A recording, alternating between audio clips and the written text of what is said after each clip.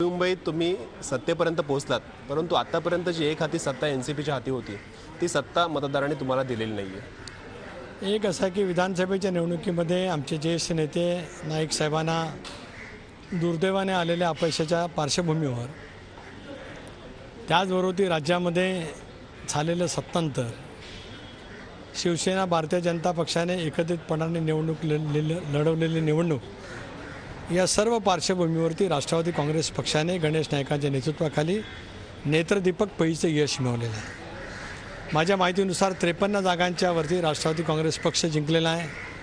2 अपक्ष राष्ट्रवादी काँग्रेस पक्षाने पुरस्कृत जिंकलेल्या आहेत, म्हणजे 56 जागा। मॅजिक फिगरला 56 लागतात, ह्या 55 पर्यंत आम्ही पोचलेलो आहोत, पण एक जागा। इतक्या सगळ्या राजकीय घडामोडीच्या नंतर राष्ट्रवादी काँग्रेस पक्षाला जवळपास एक हाती यश नाईकांच्या नेतृत्वाखाली त्या ठिकाणी मिळालं।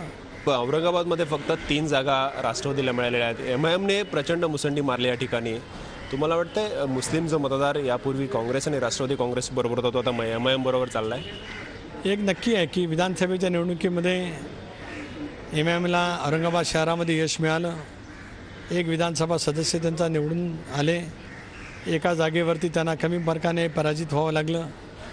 त्यामुळे विधानसभेच्या निवडणुकीपासूनच त्या ठिकाणी एमआयएमचा शिरकाव मोठ्या प्रमाणावरती झाल्याचं चित्र पाहायला मिळालं। एकंदरीत आपण पाहिलं तर गेल्या 15 दिवसात सामन्यामधून आलेलं वेगवेगळं लिखाण, तिथे झालेला शिवसेना भारतीय जनता पक्षाकडून प्रचार, एमआयएमकडून सुद्धा झालेला प्रचार एकमेकाला पूरक होता की काय अशापुढची एक शंका त्या सगळ्या प्रचाराच्या रणनीतीतून त्या ठिकाणी येते।